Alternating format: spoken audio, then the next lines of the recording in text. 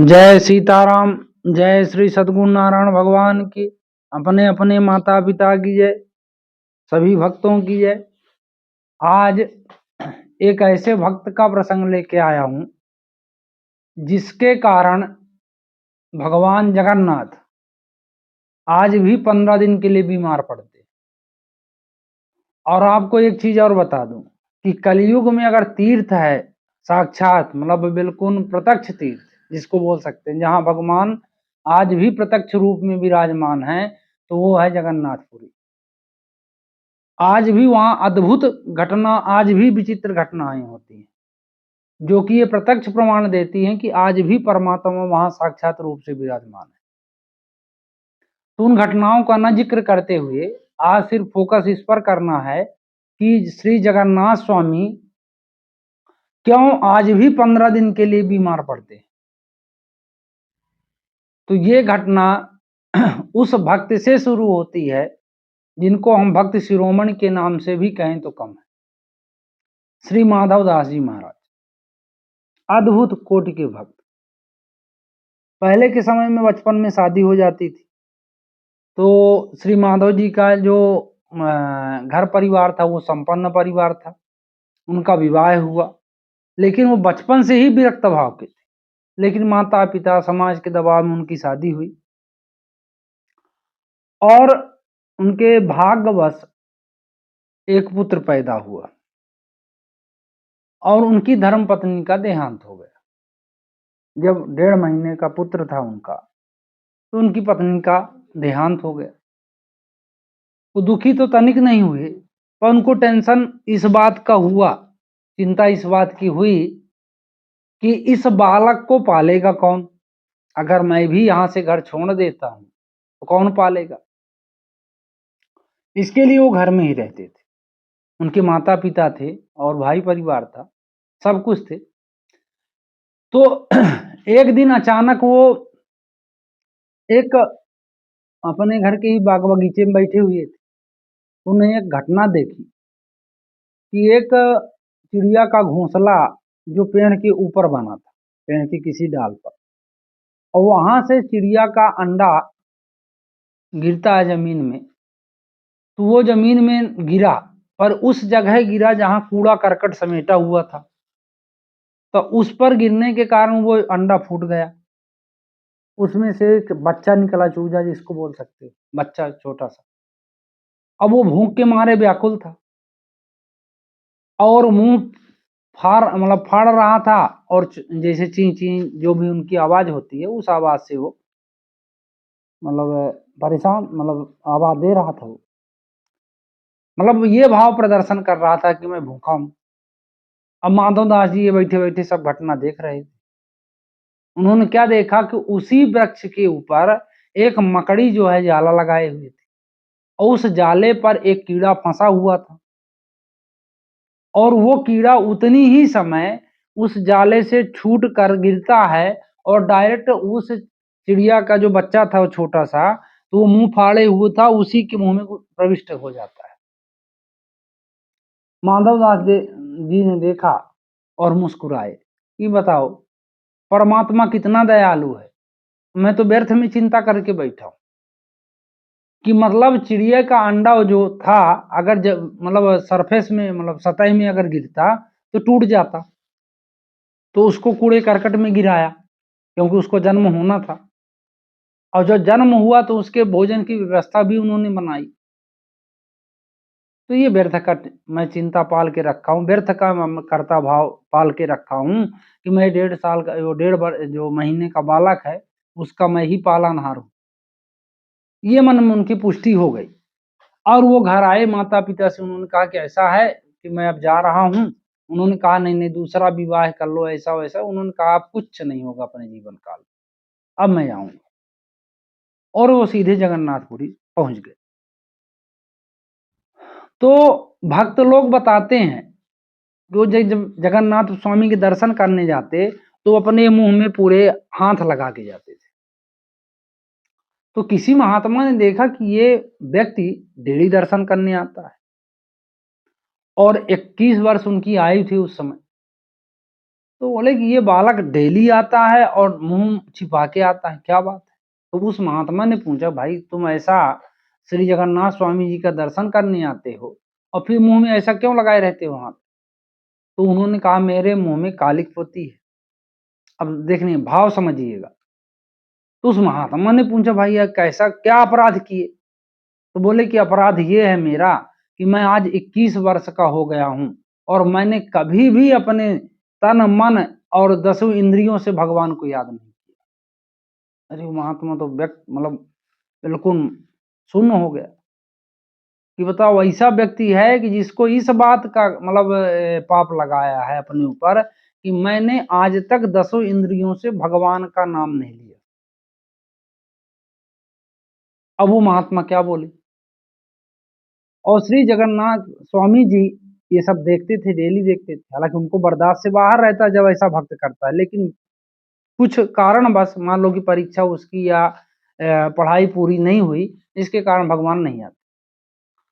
अब वो जगन्नाथ स्वामी में ही रहते थे, वो जगन्नाथपुरी में ही। तो एक टूटी फूटी मड़ैया थी, उसी में वो अपना दिनचर्या करते। अब धीरे धीरे उनको एक पेट का रोग हो गया। उस पेट के रोग में उनकी जो मतलब प्रक्रियाएं थी उल्टी और दस्त की, तो दस्त ज्यादा लगते थे और ये स्थिति ये आ गई कि अब उनके उठने की हिम्मत नहीं रह गई शरीर में। तो बिस्तर में बैठे बैठे ही सब कुछ करते थे। श्री मतलब भगवान जगन्नाथ स्वामी जी उनसे बर्दाश्त से बाहर हो गया और वो साक्षात मतलब कोई मतलब छद्म वेश नहीं, साक्षात वेश में जो उनका है वो उसी रूप में वो पहुंचे और माधव दास की सेवा करने लगे। माधव दास जी ने देखा कि प्रभु आए।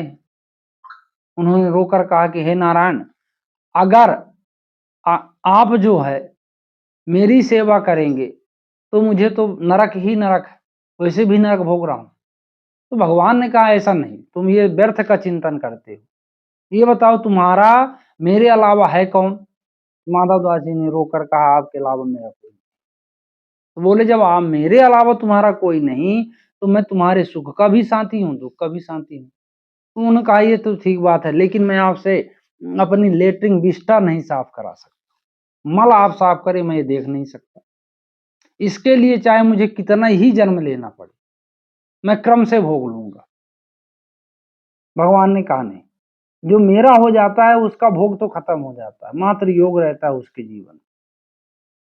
तो उन्होंने उनके सिर पर हाथ रख के कहा, हे विधिकर्ता ब्रह्मा, मैं साक्षात ईश्वर नारायण माधव दास के बचे हुए 15 दिन के भोग को मैं ग्रहण करता हूँ। और ऐसा जैसे उन्होंने कहा तो जो माधव दास जी स्वस्थ हो गए, क्योंकि 15 दिन का ही भोग बचा था। और वहां से जगन्नाथ स्वामी चले आए। जगन्नाथ स्वामी बीमार पड़ते हैं, आज भी पड़ते हैं 15 दिन के। तो अब बताइए, एक भक्त के लिए भगवान आज भी बीमार, उस मर्यादा को दिखाने के लिए। हालांकि वो उनको वो साफ कहते हैं कि ना मुझे श्राप लगता ना वरदान लगता, क्योंकि मैं ही सब कुछ हूं। लेकिन अगर जो उनका हो जाता है उसको भोगने नहीं देते। तो हम जैसे अधम व्यक्ति अगर थोड़ा भी चिंतन उनका करने लगे तो साक्षात मतलब ये तो कल्याण होना ही होना है, ये कोई बनावटी बात नहीं। ईश्वर का चिंतन होने लगे, ईश्वर की कथाओं में आपका मन लगने लगे, या किसी एन केन प्रकार उनका चिंतन मन में बस लगे, तो आपका मान लो समझ लो कि भला होने वाला है। भाय कुभाय अनख आलसहू नाम जपत मंगल दिदसहू, उसका 10 दिशाओं में मंगल होने लगता है। हाँ, अब रही बात यह कि पाप वृत्तियां इतनी हावी है कि वो मंगल भी हमको अमंगल समझ में आता है। तो मेरा आपसे निवेदन है कि आप लोग बिल्कुल कुछ ना कुछ तो करिए, एन केन प्रकार भगवान का चिंतन करिए और अपना काम करिए दिन रात। ऐसा नहीं कि काम मत करिए, काम करिए। गृहस्थ आश्रम सबसे बड़ा आश्रम है, लेकिन अगर धर्ममय जिया जाए तब तो उसका परम कल्याण होता है। और एक कथा और है कि एक बार काशी का कोई परम कोटि का विद्वान, मतलब उस समय वो विश्व विजेता मान सकते हो आप, ऐसा मान विद्वान की श्रेणी, वो सबको मतलब ललकारे कि भाई ऐसा है कि मेरे से बड़ा विद्वान कौन है। उन्होंने कहा इस समय धरती में सबसे बड़े विद्वान माधवदास जी हैं। अगर वो कह दें आपको कि आप विद्वान हैं, चलो आपको सर्टिफाइड किया, तो सब पूरे जो है भारत के विद्वान हार मान लेंगे। वो विद्वान पहुंचा माधवदास जी के पास। माधवदास जी ने से कहा कि भाई मैं आपसे मतलब प्रतियोगिता करने के लिए आया हूँ। काहे की प्रतियोगिता? बोले वेद शास्त्र की। माधवदास जी ने कहा ये सब मैंने बंद कर दिया है, अब मेरे बस की बात नहीं है। तो उसने कहा कि भाई आप हार मान लो। उन्होंने कहा ठीक है, आपकी प्रसन्नता के लिए मैं ये भी करने को तैयार हूँ, तो आप लिखो। तो उसने लिखा अपने, बोले आप लिखो मैं साइन कर दूंगा। उसने लिखा कि मैं फलाने मतलब यहाँ आया और माधवदास मेरे एक भी प्रश्न के सामने टिक नहीं पाए, और मैं आज से इनको हराकर इस धरती का परम कोटि का उच्च कोटि का विद्वान घोषित किया जाता हूँ। और प्रमाणीकरण के नीचे माधवदास का सिग्नेचर हो। अब वो प्रमाण पत्र वो लेके वहां चला। अब कोई अंधा व्यक्ति अगर आंख पाए तो उसको मजा तो आएगा, तो वो बार बार उस चीज को देखते हुए आ रहा था। लेकिन जब ले आके काशी के विद्वान को उसने वो प्रमाण पत्र पकड़ाया, तो काशी के विद्वान ने क्या पढ़ा, उल्टा, वो सब कुछ उल्टा हो गया था। उसी प्रमाण पत्र कि लिखा हुआ था कि मैं परम मूर्ख और मतलब अंधकार वो अहंकार से युक्त प्राणी हूँ, और माधव जी के सामने मैं एक सेकंड भी नहीं टिक पाया, और माधव दास जी ही इस धरती के सर्वश्रेष्ठ विद्वान है। अरे वो तो चौंका गया कि हे भगवान, वहां से प्रमाण पत्र तो मैं ये लेके चला, और ये कैसे हो गया, क्योंकि उन्होंने तो बलदा नहीं। तब उसके दिमाग में आया कि वो परम भागवत है, परम विद्वान है, मैं तो अहंकारी हूँ। तो कई सारी ऐसी घटनाएं हैं, लेकिन इन घटनाओं का मतलब ये है कि आज भी कलयुग में भगवान है जो कहते हैं भगवान नहीं है।